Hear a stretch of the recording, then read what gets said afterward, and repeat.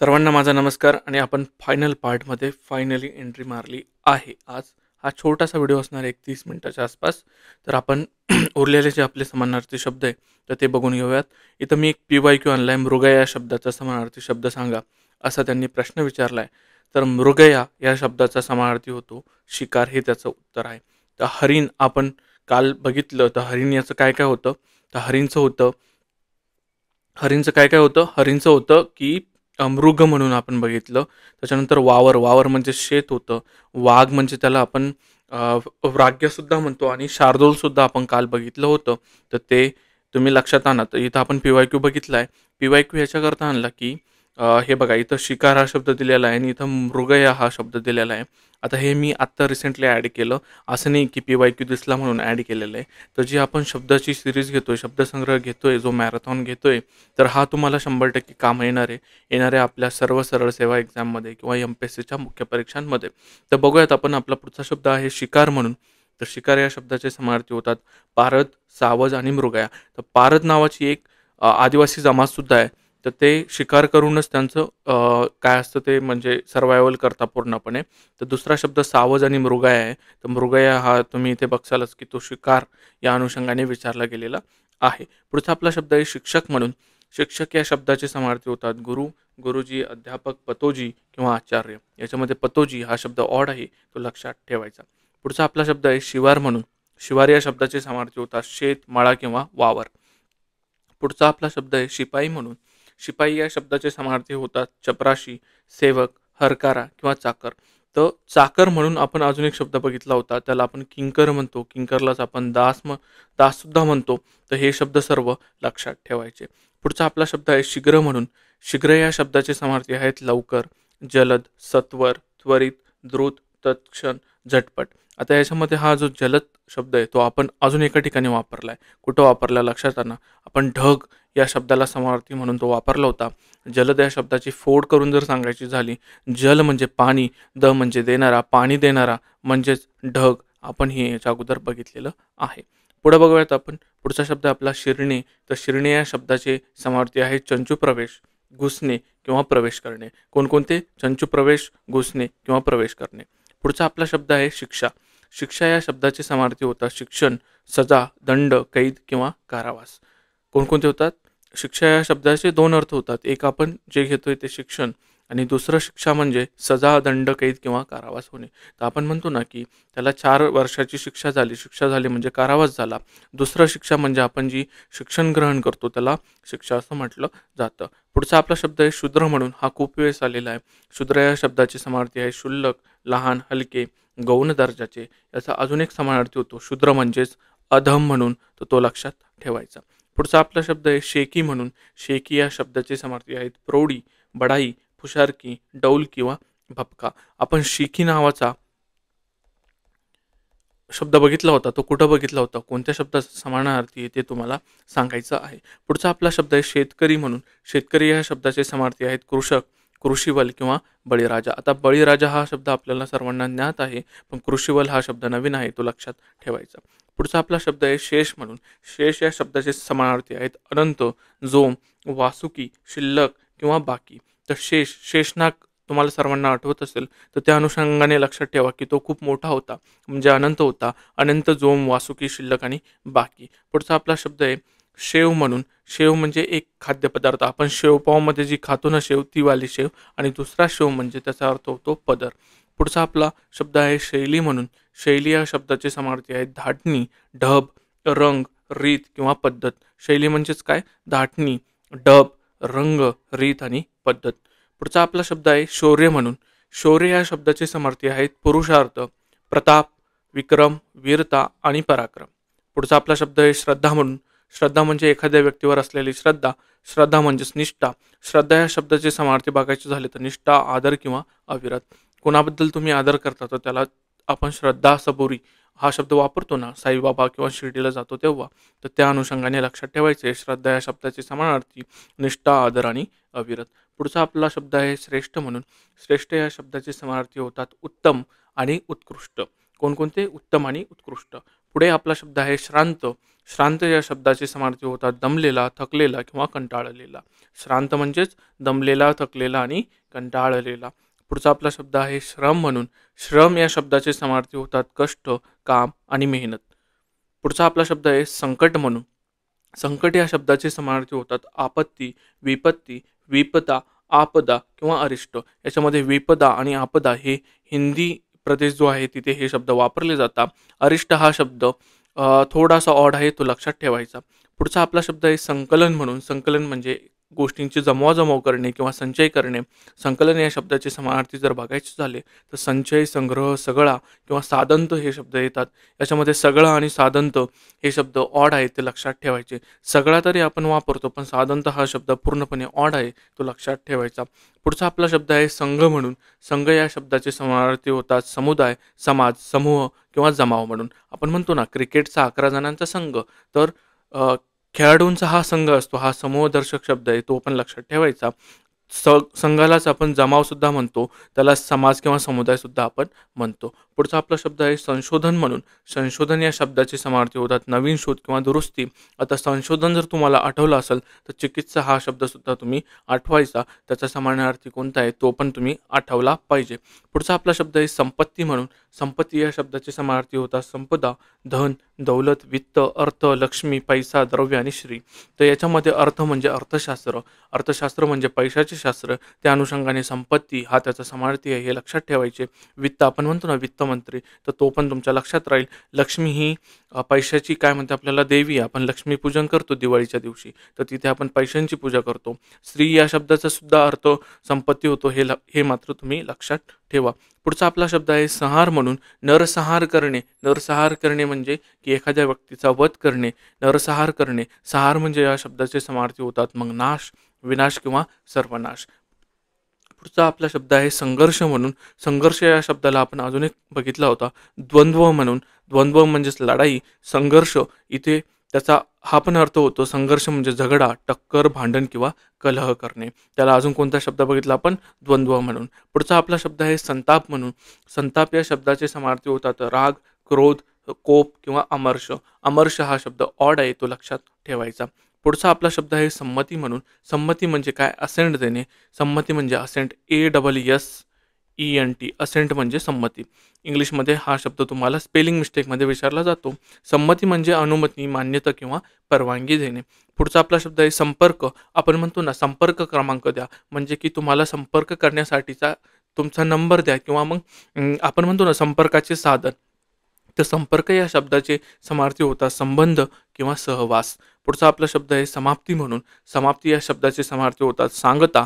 आपण म्हणतो ना की जे आपल्याकडे सप्ताह राहतात, सप्ताह म्हणजे गावाकडच्या ग्रामीण भागामध्ये 7-8 दिवस किंवा 10 दिवसांचा सप्ताह असतो, तर त्या सप्त्याची सांगता होते. पुढे आहे समापन. एखाद्या कार्यक्रमाचं समापन करणे, एखाद्या गोष्टीचा अंत होणे, एखादी गोष्ट पूर्ण होणे किंवा ती पूर्तीला जाणे किंवा सिद्धीला जाणे, त्याला आपण समाप्ती असे म्हणतो. पुढचा आपला शब्द आहे सतत म्हणून. सतत म्हणजे कंटिन्युअसली. सतत म्हणजे निरंतर. निरंतर, अविश्रांत, अविरत, सदोदित, सदा, अखंड, सदैव किंवा अनवरत. याच्यामध्ये अनवरत हा शब्द ऑड आहे, तो हायलाईट करून लक्षात ठेवायचा. पुढचा आपला शब्द आहे सत्कार. सत्कार म्हणजेच काय? आता तुम्ही उद्या टॉपर झाल्यानंतर तुमचा सत्कार करणारे लोक. सत्कार म्हणजे काय करणारे? मान सन्मान करणारे, मान मरातब किंवा आदर सत्कार करणार आहेत. फक्त तुमचा नाही, तुमच्या आईवडिलांचा सुद्धा लोक सत्कार करतात. पुढचा आपला शब्द आहे सशक्त. सशक्त या शब्दाचे समार्थी होतात बलवान, बलिष्ठ, ताकदवान आणि शक्तिमान.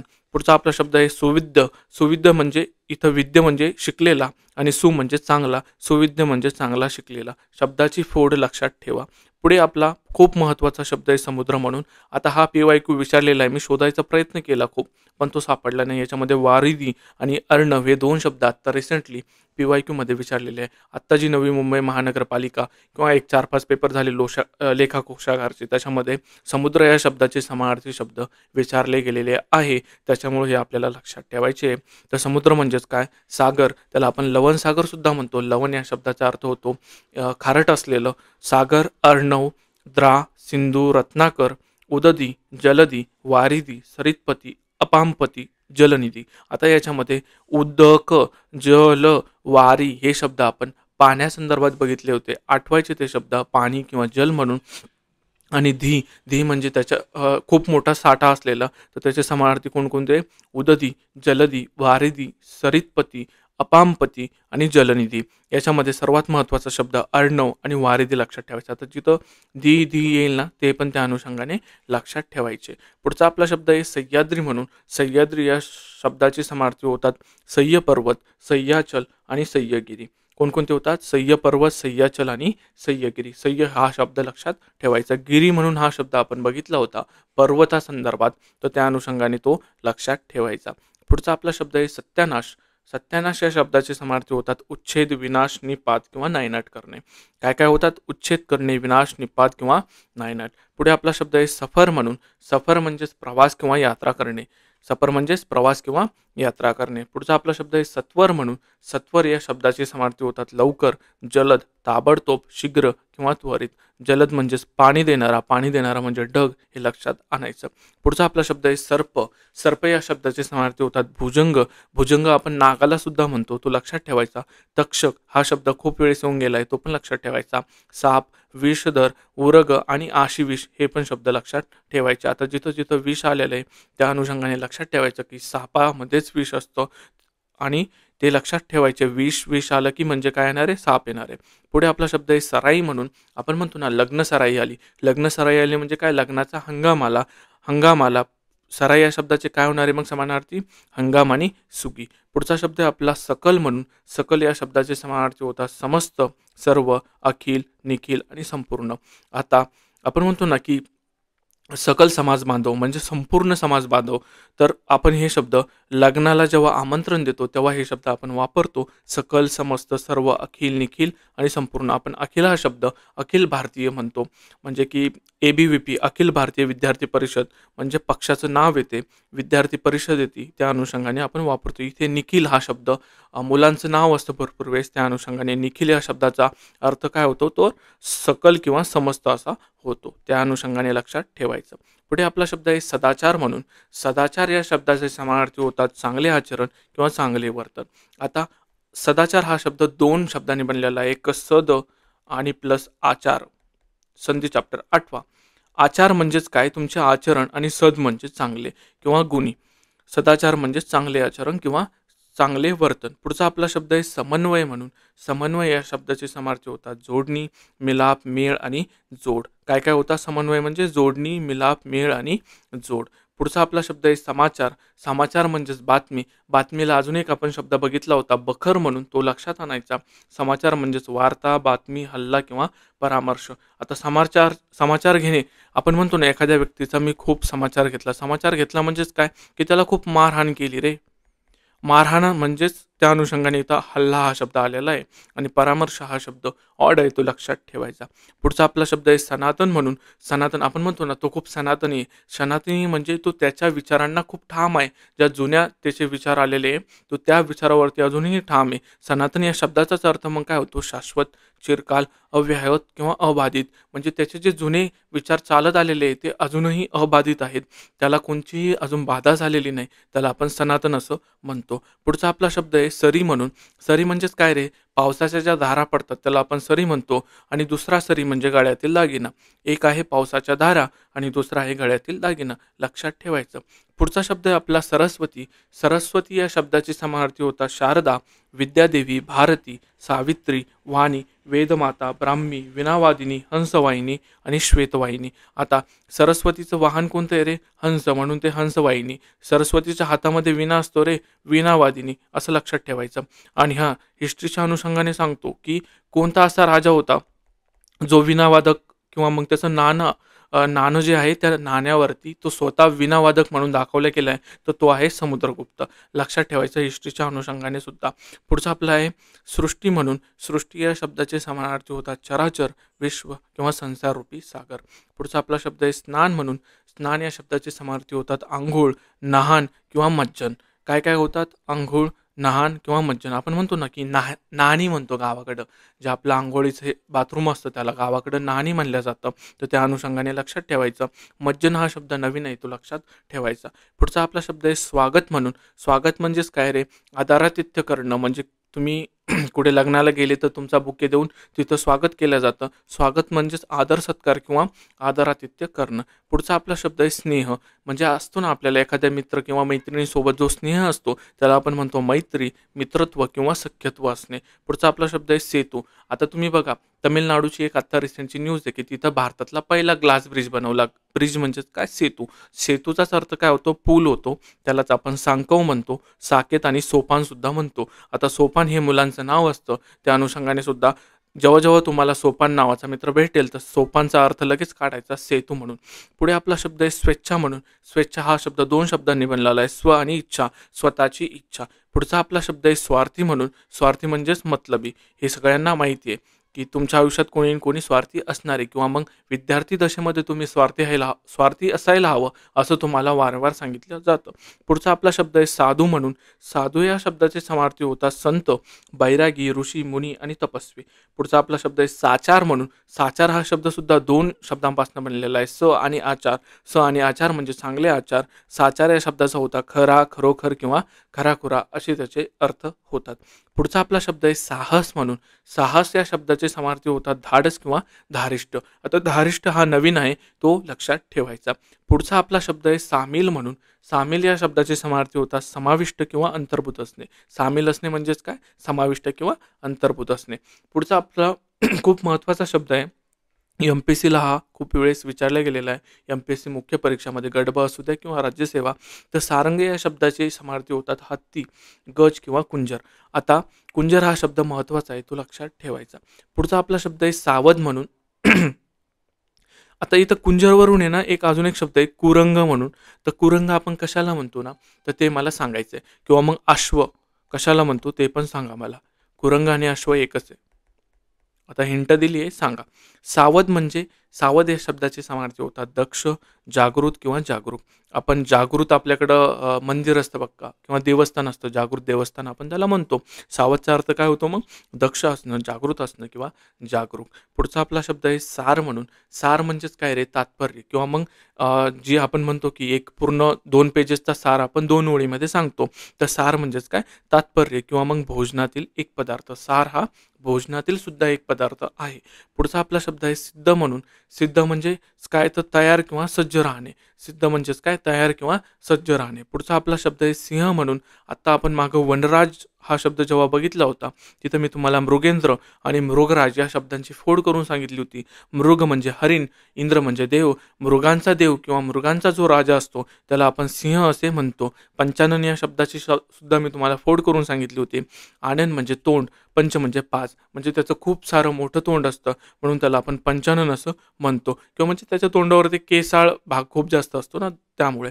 दुसरं मी तुम्हाला केसरी मूवीचा संदर्भ दिला होता की त्यात जे शूरवीर तसे लढतात, तर त्या अनुषंगाने केसरी म्हणजे सिंहासारखे लढतात, त्या अनुषंगाने लक्षात ठेवायला सांगितलं होतं. वनराज कसं सांगितलं होतं की तो जंगलाचा राजा आहे म्हणून तो सिंह. पुढचा आपला शब्द आहे सीता. सीता माता, त्याला आपण जानकी किंवा वैदेही म्हणतो, हे सर्वांना माहिती असणार आहे.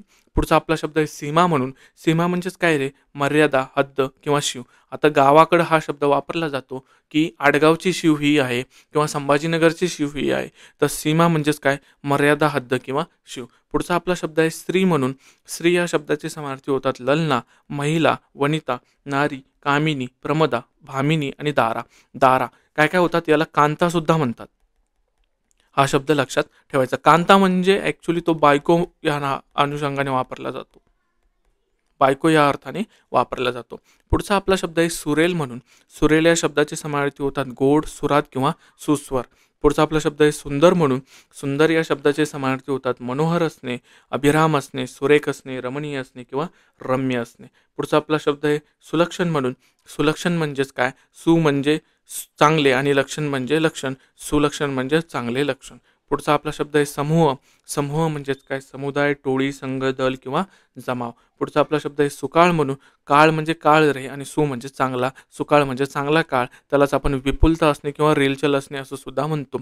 आता विपुलता आणि रेलचल कसे आले की तुमच्याकडे खूप धनधान्य आहे, तर त्या अनुषंगाने सुकाळ या शब्दाचा इथे वापर केला गेलेला आहे. पुढचा आपला शब्द आहे सुचिन्ह म्हणून.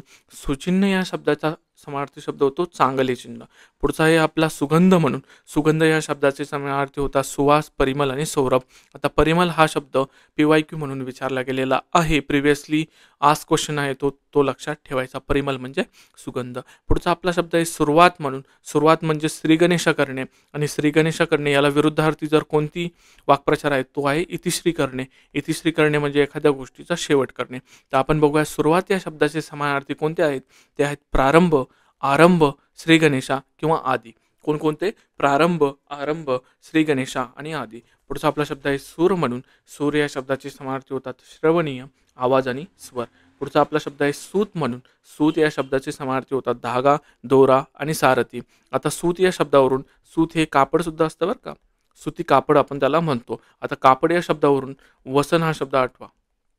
आपण याच्या अगोदरचा जो आपला 5वा पार्ट आहे त्याच्यामध्ये PYQ घेतलेला आहे. वसन म्हणजेच कापड, लक्षात ठेवायचं. पुढचा आपला शब्द आहे सूर्य म्हणून. सूर्य या शब्दाचे समानार्थी होतात मित्र, भास्कर, दिनकर, आदित्य, भानू, प्रभाकर, सविता. सविताला हायलाईट करा. दीनमणी, रवी, मार्तंड, अर्क, दिवाकर, अंशुमली, चंडांशू आणि हिरण्यगर्भ. याच्यामध्ये चंडांशू, सविता आणि रवी हे खूप वेळेस विचारले गेलेले आहेत. पुढचा आपला शब्द आहे सेवा म्हणून. सेवा या शब्दाचे समानार्थी होतात शुश्रूषा करणे, चाकरी करणे, नोकरी करणे किंवा परिचर्या करणे. सेवाला आपण काय काय म्हणतो? शुश्रूषा करणे, चाकरी, नोकरी आणि परिचर्या. आता चाकरीवरून चाकर आठवा, चाकरवरून किंकर हटवा, किंकरवरून दास हटवा. पुढचा आपला शब्द आहे सोने म्हणून. सोने या शब्दाचे समानार्थी होतात स्वर्ण, कनक, कांचन, हेम आणि हिरण्य. आता हिरण्य आपण हिरण्यगर्भ हा शब्द आत्ताच वरती बघितला. हिरण्यगर्भ म्हणजे काय? आता बघा सोनं कसं असतं पिवळं आणि सूर्य कसा असतो? सूर्य पण सुद्धा हा पिवळा असतो. म्हणजेच काय? हिरण्य आहे ज्याच्या गर्भामध्ये त्याला आपण सूर्य असं म्हणतो. हिरण्य म्हणजेच काय? सोने. कांचनमध्ये कांचन म्हणजे सुद्धा सोने होतं. तर कांचनपासून आपण एक शब्द वापरला होता निष्कांचन. निष्कांचन या शब्दाचा अर्थ होतो गरीब असलेला किंवा फकीर ज्याच्याकडं काहीच नाही आहे. निष्कांचन नी आपण तिथं लावलेलं आहे म्हणजे त्याच्याकडे ती गोष्ट नाही आहे. तो म्हणजे निष्कांचन. निष्कांचन म्हणजे गरीब. आणि सोने या शब्दाचे समानार्थी बघायचे झाले तर सुवर्ण, कनक, कांचन, हेम, हिरण्य. हिरण्य म्हणजे सोने आणि हिरण्यगर्भ म्हणजे सूर्य. हे आता शब्द लक्षात ठेवायचे, विसरायचे नाही. पुढचा आपला शब्द आहे सोमट म्हणून. सोमट या शब्दाचे समानार्थी होतात कोमट, कोंबट आणि ऊन. पुढचा शब्द आहे आपला सैनिक म्हणून. सैनिक या शब्दाचे समानार्थी होतात शिपाई किंवा जवान. पुढचा आपला शब्द आहे सैन्य म्हणून. सैन्य या शब्दाचे समानार्थी होतात सेना आणि कटक. कटक हा शब्द लक्षात ठेवायचा. आता कटक हा शब्द तुम्ही पॉलिटीमध्ये कटक मंडळ म्हणून वापरता. त्या अनुषंगाने कटक हा शब्द लक्षात राहिला पाहिजे. पुढचा आपला शब्द आहे सौख्य म्हणून. सौख्य या शब्दाचे समानार्थी होतात सुख आणि समाधान. पुढचा आपला शब्द आहे सौंदर्य म्हणून. सौंदर्य या शब्दाचे समानार्थी होतात लावण्य, स्वरूपता, स्वरूपता आणि सुंदरता. कोणकोणते होतात? लावण्य, स्वरूपता, स्वरूपता आणि सुंदरता. पुढचा आहे आपला शब्द सौकर्य. सौकर्य या शब्दाचे समानार्थी होतात सुलभता किंवा सुखरपणा. पुढचा शब्द आहे आपला स्वर्ग. स्वर्ग या शब्दाचे समानार्थी होतात देवलोक, सुरलोक आणि देवपुरी. अजून एक शब्द आठवा, मी तुम्हाला सांगितलं होतं चार धाम. चार धामानंतर त्याच्यावरती येतो निजधाम. निजधाम म्हणजे स्वर्ग. हे मी तुम्हाला मागच्या लेक्चरमध्ये सांगितलं होतं. आता ज्यांनी मागचे लेक्चर केले नाही त्यांना आठवणार नाही, पण ज्यांनी केले त्यांना हे सर्व शब्द आठवणार आहे. स्वर्ग म्हणजेच निजधाम सुद्धा येतं. पुढचा आपला शब्द आहे हकनाक म्हणून. हकनाक या शब्दाचे समानार्थी होतात नाहक किंवा विनाकारण. आपण म्हणतो ना हकनाक बोलला बाबा तो. हकनाक बोललाच म्हणजे विनाकारण बोलला बाबा तो. पुढचा शब्द आहे आपला हकालपट्टी. हकालपट्टी या शब्दाचे समानार्थी होतात उच्चाटन, उचालबांगडी किंवा अर्धचंद्र देणे. पुढचा आपला शब्द आहे हक्क. हक्क या शब्दाचे समानार्थी होतात अधिकार, मालकी किंवा वारसा. अधिकार, मालकी किंवा वारसा. पुढचा आपला शब्द आहे हत्ती म्हणून. तो आपण वरतीच बघितला. हत्ती म्हणजे कुंजर, गज, नाग, हस्ती, गजेंद्र, नग, दंती, वारण, द्वीप, मतंग किंवा करी. याच्यामध्ये कुंजर हा शब्द महत्त्वाचा आहे. बाकी नग किंवा नाग सुद्धा आपण हत्तीला म्हणतो, ते लक्षात ठेवायचं. पुढचा आपला शब्द आहे हट्टी म्हणून. हट्टी या शब्दाचे समानार्थी लक्षात ठेवा आतताई, आक्रस्ताळी, आग्रही, हेकेखोर, हटवादी, जिद्दी किंवा दुराग्रही. हे शब्द हट्टी या शब्दाचे समानार्थी शब्द आहेत. पुढचा आपला शब्द आहे हत्या म्हणून. हत्या या शब्दाचे समानार्थी वध, खून किंवा हिंसा असे होतात. पुढचा आहे आपला हायगाय. हायगाय करणे म्हणजे काय? एखाद्या गोष्टीमध्ये कामचुकारपणा करणे म्हणजेच हायगाय करणे. हायगाय या शब्दाचे समानार्थी कोणकोणते आहेत मग? हेळसांड, दुर्लक्ष, ढिलाई, दिरंगाई, अनास्था किंवा चालढकल करणे. याला आपण कानाडोळा करणे सुद्धा हा शब्द वापरलेला होता. पुढचा आपला शब्द आहे हरकत म्हणून. हरकत या शब्दाचे समानार्थी होतात विरोध, अडथळा, मज्जाव किंवा आडकाठी आणणे. आता म्हणतो ना की तो ना हरकत हा शब्द आपण वापरतो. ना हरकत म्हणजेच की कोणताही अडथळा नसणे किंवा कोणत्याही प्रकारचा विरोध नसणे. पुढचा आपला शब्द आहे हरळी म्हणून. हरळी या शब्दाचे समार्थी होतात आरोळी, हाक, हाळी किंवा गवत. आता हा जो गवत आहे, आपण जी हरळ नावाची गवत आहे, हरळ नावाची गवत आपण गणपती बसल्यानंतर हरळीचा जो हार घालतो, ती वाली हरळ. त्या अनुषंगाने हरळी आणि गवत हे लक्षात ठेवायचं. पुढचा आपला शब्द आहे हव्यास म्हणून. हव्यास या शब्दाचे समार्थी होतात हाव, तीव्र इच्छा, हवरेपणा, तृष्णा आणि सोस. तृष्णा हा शब्द लक्षात ठेवायचा. पुढचा आपला शब्द आहे हरिण म्हणून. हरिण या शब्दाचे समार्थी होतात सारंग, कुरंग आणि मृग.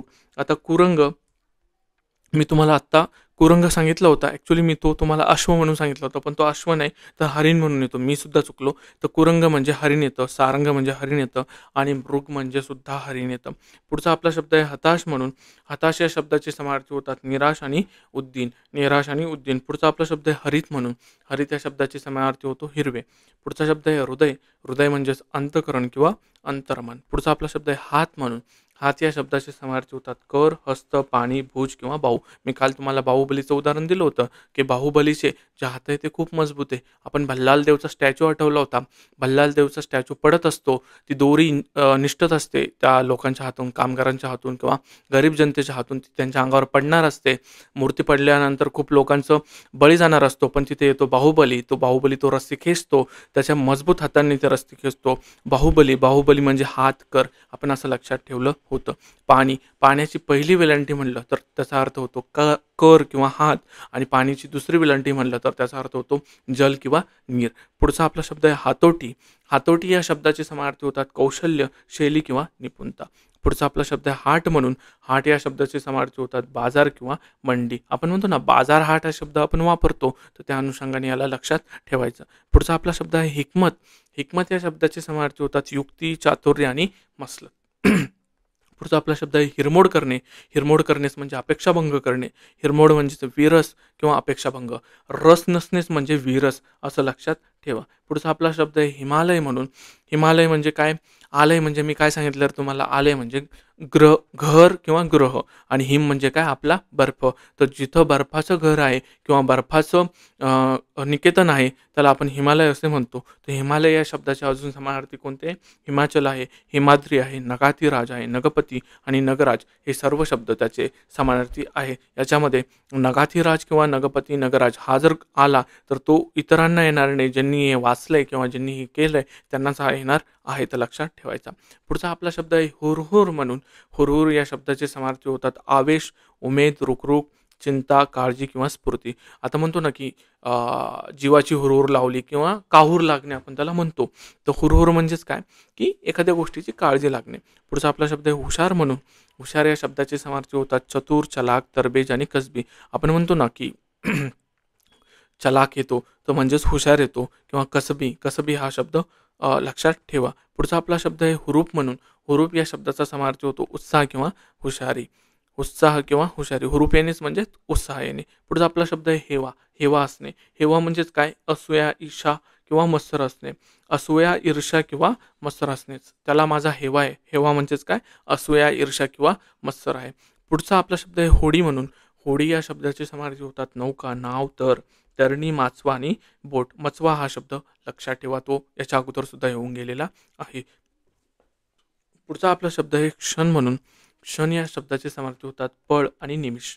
पळ आणि निमिष हे असे दोन त्याचे अर्थ होतात. क्षणभंगूर. क्षणभंगूर म्हणजे काय रे? खूप क्षणिक असणं, म्हणजे थोड्या काळाकरता अस्तित्वात असणं. क्षणभंगूर या शब्दाचे काय काय समार्थी आहे? नाशवंत, अशाश्वत, नश्वर किंवा क्षणिक असणं. नश्वर, अशाश्वत हे शब्द लक्षात ठेवा. पुढचा आपला शब्द आहे क्षय म्हणून.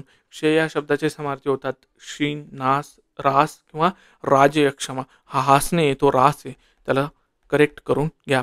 क्षय याचे काय काय समार्थी? क्षीण, नाश, रास आणि राजक्षमा. याच्यामध्ये राजक्षमा हा शब्द नवीन आहे, त्याला हायलाईट करून परत परत रिवाईज करा, म्हणजे तो तुमच्या लक्षात राहील. पुढचा आपला शब्द आहे क्षीण. क्षीण होणे म्हणजेच काय रे? अशक्त होणे किंवा दुर्बल होणे. आपण म्हणतो ना आता त्याचं शरीर क्षीण झालं. क्षीण झालं म्हणजेच काय? दुर्बल झालं किंवा अशक्त होणे. क्षीण या शब्दाला अजून एक अर्थ होतो सडपातळ, कृश किंवा रोड. आता कृश हा शब्द अजून एका शब्दाने वापरला जातो, त्याला आपण शुक्र या शब्दाने वापरतो, ते लक्षात ठेवायचं. कृश म्हणजेच काय? शुक्र. आता त्याचा अर्थ तुम्हाला पुढे कळेलच. पुढचा आपला शब्द आहे क्षीरसागर. क्षीर या शब्दाचा आपण अर्थ बघितला होता. क्षीर म्हणजेच काय, दूध. मी तुम्हाला सांगितलं क्षीरवरून तुम्ही खीर लक्षात ठेवा. खीर आपण बनवतो दुधाची. क्षीरसागर म्हणजेच काय रे, दुधाचा समुद्र, हे लक्षात ठेवायचं. पुढचा शब्द आहे आपला क्षुधा म्हणून. क्षुधा या शब्दाचे समार्थी कोणकोणते होतात, तर क्षुधा म्हणजेच भूक. आता मागं जो सागर शब्द आला ना, दुधाचा समुद्र, तर हा कोणत्या प्रकारचा अलंकार आहे ना, ते मला तुम्ही सांगायचं. याच्यामध्ये ह्या अशा प्रकाराला कोणता अलंकार म्हणतात ते तुम्ही मला सांगायचं. अलंकार हा टॉपिक महत्त्वाचा आहे, तो करायचा आहे. पुढचा शब्द आहे आपला क्षुधा म्हणून. क्षुधा या शब्दाचा अर्थ होतो भूक म्हणून. पुढचा आपला शब्द आहे क्षुद्र. क्षुद्र या शब्दाचे समानार्थी होतात हलका, किरकोळ, कमी प्रतीचा, क्षुल्लक, गोड किंवा यकचित, त्याला आपण असं म्हणतो. शूद्रचाच मी तुम्हाला अजून एक अर्थ सांगितला होता, अधम, तो पण लक्षात ठेवायचा. पुढचा आपला शब्द आहे क्षेत्र म्हणून. क्षेत्र म्हणजेच काय, शेत, स्थान, पुण्यभूमी किंवा उत्पत्ती स्थान, हे लक्षात ठेवायचं. पुढचा आपला शब्द आहे क्षेम म्हणून. योगक्षेम हा आपण शब्द वापरतो. क्षेम म्हणजेच काय, कल्याण, हित, कुशल किंवा मंगल होणे. क्षेम म्हणजेच काय, कल्याण, हित, कुशल किंवा मंगल होणे. पुढचा आपला शब्द आहे क्षोध म्हणून. क्षोध या शब्दाचे समार्थी होतात पूड, पीठ किंवा चूर्ण. क्षोध म्हणजेच काय, चूर्ण, पीठ किंवा पूड. पुढचा आपला शब्द आहे क्षोभ म्हणून. क्षोभ या शब्दाचे समार्थी होतात राग, क्रोध किंवा संताप म्हणून. क्षोभ म्हणजेच काय, राग, क्रोध आणि संताप. आता आपण आलोय शेवटच्या अक्षरापर्यंत, जे की आहे ज्ञ. आता एवढे शेवटचे तुमचे 5 शब्द राहिलेले आहे फक्त. ते झाले की आपले समानार्थी शब्द संपणार आहे. जवळपास एक मला वाटतं 5-5.5 तासाच्या आसपास हे पूर्ण समानार्थी शब्द आपण, जे की मोरा वाळंबे सरांच्या पुस्तकामध्ये 45 पेजेसमध्ये कव्हर केले, ते आपण इथे जवळपास 5-5.5 तासांमध्ये कव्हर केले. तर सगळे व्हिडिओ बघा, तुम्हाला याचा नक्कीच फायदा होणार आहे. प्रत्येक क्वेश्चन तुमचा मॅटर करणार आहे. कारण सरळ सेवाचं जे मेरिट लागतं मित्रांनो, तर ते तुम्ही बघा की सुरुवातीचे एक 4-5 जण जर सोडले ना, नंतर तुमचं मेरिट आहे ना एका स्कोरवर राहतं. म्हणजे की एका स्कोरवरती तुमचे 15-15, 20-20 जण अडकलेले राहते. तर तुमचा एक मार्क खूप महत्त्वाचा आहे आणि याचं मेरिटसुद्धा खूप लागतं. 200 पैकी जवळपास 180, 100 आपण त्याला म्हणतो 172, या साईडला तुम्हाला मार्क पाहिजे. जर सरासरी तुमचे मार्क आहे ना हे 170 प्लसच पाहिजे, तर तुम्ही सेक्युर होता. त्यात मराठीला तुम्ही आउट ऑफ घेऊ शकता. आउट ऑफ कसे घेणार मराठीला? मग मराठीला तुम्ही 25 पैकी 25 मार्क पाडू शकता. त्याच्यासाठी तुम्हाला शब्दसंग्रहावरती कमांड असणं खूप गरजेचं आहे. अजून मराठी ग्रामरमध्ये मी तुम्हाला व्याकरणामध्ये एक 4-5 टॉपिक सांगतो. व्याकरणामध्ये मराठीमध्ये तुम्हाला काही ठराविक चॅप्टर करायचे, जे की आत्ता रिसेंटच्या ट्रेंडमध्ये विचारले जात आहे. पहिलाच तुमचा प्रयोग हा नावाचा चॅप्टर आहे, तो व्यवस्थित करायचा. त्याच्यामध्ये 3 प्रकारचे मुख्य प्रकारचे प्रयोग येतात. एक असतो कर्तरी, कर्मणी आणि भाव्याता. ते मी इथं शिकवायला बसत नाही, पण मी सांगतो कोणकोणते चॅप्टर करायचे. दुसरा तुमचा समास नावाचा चॅप्टर खूप महत्त्वाचा आहे, समास. थर्ड चॅप्टर तुमचा आपण त्याला म्हणतो की उद्देश ओळखणे, किंवा मग त्याला म्हणता विधेय ओळखणे. आता उद्देश म्हणजेच कर्ता, विधेय म्हणजेच तुमचं क्रियापद, तर ते लक्षात ठेवायचं. पुढचा चॅप्टर आहे तुमचा वाक्य. आता वाक्याचे काय आहे ना, त्याचे प्रकार पडतात. तुम्ही जर उभयान्वी अव्यय हा चॅप्टर केला, त्यानंतर तुम्हाला कळेल की वाक्याचे कसे प्रकार पडतात. ते संयुक्त वाक्य असतं, मिश्र वाक्य असतं आणि एक केवल प्रयोगी वाक्य असतं. केवल प्रयोगी हे वाक्याचे प्रकारसुद्धा तुम्हाला जमले पाहिजे, ते विचारले जातात. हे 4 चॅप्टर तुमचे महत्त्वाचे आहे. ते जर केले तर तुम्हाला मार्क येऊ शकता. आणि अजून एक आपला टॉपिक असतो, तो म्हणजेच की आपण त्याला म्हणी, वाक्प्रचार, तिथं आपण याच्यामध्ये घेणारच आहे. आपली जी आता सिरीज चालू शब्दरत्नची, त्याच्यामध्ये पूर्ण शब्दरत्नच घेणार आहे मी. पण अजून एक आपला राहतो, त्याला म्हणतो आपण पॅराग्राफ. पॅराग्राफची ना प्रॅक्टिस करायची PYQची. PYQ आता प्रत्येक टेलिग्रामवरती अवेलेबल आहे. मी माझ्या चॅनलवरती सुद्धा टाकतो. आणि चॅनल कसं जॉईन करायचं ना आपलं टेलिग्रामचं, तर मी डिस्क्रिप्शन याच्यामध्ये ते टेलिग्रामची लिंक देतो, ती तुम्ही जॉईन करा. तिथं तुम्हाला PYQसुद्धा मी आता टाकतो. तर पॅराग्राफची तिथून प्रॅक्टिस करायची. आणि अलंकार वगैरे जे आहे, तर PYQ मी प्रयत्न करतो की त्याच्यावरती एक व्हिडिओ बनवायचा. आणि हे पण सांगचाल मला की पुढचा व्हिडिओ आता कोणत्या टॉपिकवरती घ्यायचा आहे. तर आपण हे शेवटचे आता 5 शब्द बघूयात. ज्ञान म्हणजे काय? ज्ञान म्हणजेच बुद्धी, विद्या. पुढचा शब्द आहे आपला ज्ञानी म्हणून. ज्ञानी या शब्दाचे समार्थी होतात शहाणा, डोळस, जाणकर, सुज्ञ, ज्ञाता किंवा जाणता. जाणता राजा आपण म्हणतो ना, जाणता राजा आपण छत्रपती शिवाजी महाराजांना म्हणतो. का म्हणतो? की ते खूप ज्ञानी होते, खूप दूरदृष्टी होती त्यांच्याकडे, की कशा गोष्टी डील करायच्या आहे. किंवा मग स्वराज्य स्थापन करणं म्हणजे काही खूप अशी छोटी गोष्ट नाही.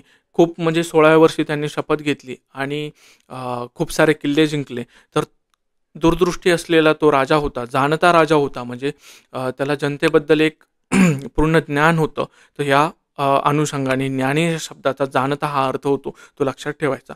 पुढचा आपला शब्द आहे ज्ञात म्हणून. ज्ञात या शब्दाचे समार्थी होतात माहीत असलेले, ठाऊक, विदित, परिचित आणि माहीत. याच्यामध्ये विदित हा शब्द ऑड आहे, तो लक्षात ठेवायचा. पुढचा आपला शब्द आहे ज्ञाता म्हणून. ज्ञाता या शब्दाची समार्थी होतात सुज्ञ, शहाणा, जाणता, तज्ज्ञ आणि ज्ञानी. आता जाणता हा शब्द परत आलेला आहे. पुढचा आपला शब्द आहे आणि शेवटचा हा शब्द असेल आपला समानार्थी शब्द सिरीजमधला ज्ञानेश्वर म्हणून. ज्ञानेश्वर या शब्दाचा समानार्थी होतो ज्ञानिया, ज्ञाना, ज्ञानोबा, माऊली, ज्ञानदेव आणि ज्ञानराज. इथे आपले समानार्थी शब्द संपलेले आहे. जे इथपर्यंत आले त्यांचे सर्वांचे धन्यवाद. आणि तुम्ही जर इथपर्यंत सिरीज जर बघितली असेल तर 100% तुम्हाला फायदा होणार आहे. तर आपण आता बाकीचा कोणता टॉपिक घ्यायचा नाही, याच्यानंतर ते प्रायोरिटीने मी ठरवतो. तुम्ही पण मला सांगा आणि आपण त्याच्यावरती व्हिडिओ घेऊ. आपल्याला आता येणारी जी धर्मादायचा आपला पेपर आहे, तर त्यालासुद्धा टार्गेट करायचं आहे. त्या अनुषंगाने मी विचार करतो की कोणता जास्त महत्त्वाचा टॉपिक आणि ते आपण करूयात. मग भेटूयात पुढच्या व्हिडिओमध्ये. तोपर्यंत bye bye. Thank you so much.